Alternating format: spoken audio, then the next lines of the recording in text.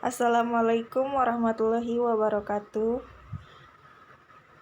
Perkenalkan, nama saya Dina Amira Liana, NPM 1840102072, Program Studi Manajemen Sumber Daya Perairan, Fakultas Perikanan dan Ilmu Kelautan, Universitas Borneo Tarakan. Di sini saya akan menjelaskan tentang sistem pernapasan pada ikan. Sistem pernapasan pada ikan berbeda dari hewan amfibi karena ikan hanya hidup di air, tidak di dua alam. Meskipun amfibi juga memiliki salah satu organ pernapasan yang sama dengan ikan. Sistem pernapasan ikan bergantung pada suatu organ utama yang disebut insang. Insang pada ikan berfungsi untuk mengikat oksigen dan mengeluarkan karbon dioksida sebagai hasil respirasi. Organ insang juga berhubung dengan pembuluh darah, sehingga memungkinkan terjadinya pertukaran langsung antara oksigen dan karbon dioksida. Insang pada ikan terletak di dua sisi tubuh ikan, bagian depan. Dapat dikatakan bahwa insang adalah salah satu dari bagian-bagian tubuh hewan yang penting khususnya pada ikan. Insang terdiri dari gil filamen atau lembaran insang yang berstruktur dan memiliki permukaan yang luas untuk menyerap oksigen.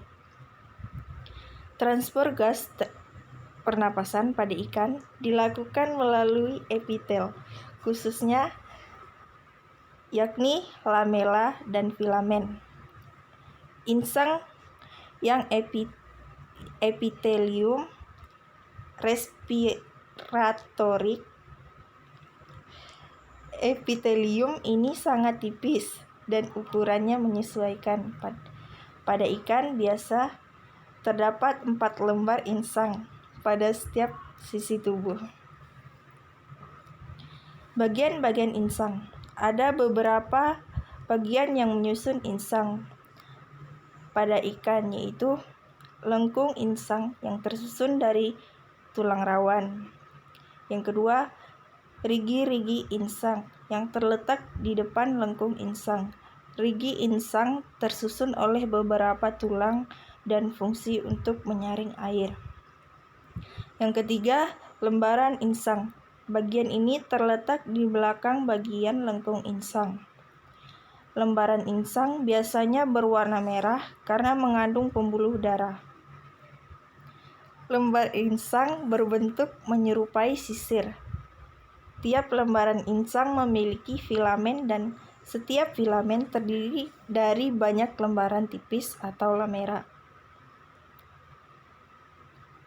Bentuk insang.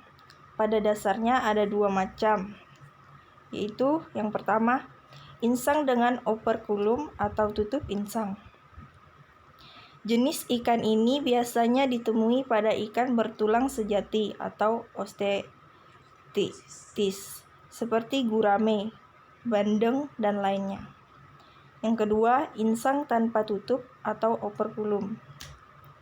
Jenis insang ini dimiliki oleh ikan bertulang rawan atau chondritis seperti hiu dan pari. Selanjutnya, fungsi insang.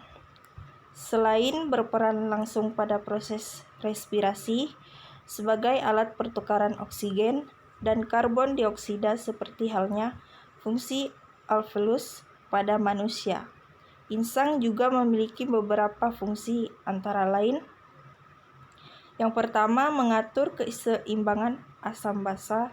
Yang kedua, mengatur regulasi ion. Yang ketiga, ekskresi nitrogen. Yang keempat, menyaring makanan. Selanjutnya, cara kerja insang. Proses pernapasan diawali dengan membukanya mulut ikan, kemudian tertutupnya operkulum. Air yang kaya oksigen akan masuk dan terdorong ke dalam mulut ikan dan melalui insang. molekul oksigen akan ditangkap oleh hemoglobin pada jaringan pembuluh darah dalam insang dan diedarkan ke seluruh tubuh ikan. Karbon dioksida dan buangan respirasi lainnya juga akan dilepaskan melalui insang. Kemudian ikan akan menutup mulutnya dan membuka tutup insang. Selanjutnya air akan mengalir melalui insang. Selanjutnya alat bantu pernapasan pada ikan. Beberapa ikan memiliki alat bantu pernapasan. Yang pertama, labirin. Labirin adalah salah satu alat bantu pernapasan pada ikan, namun tidak semua memiliki labirin. Labirin adalah perluasan insang pada bagian atas yang berbentuk lipatan dan membentuk rongga yang tidak beraturan.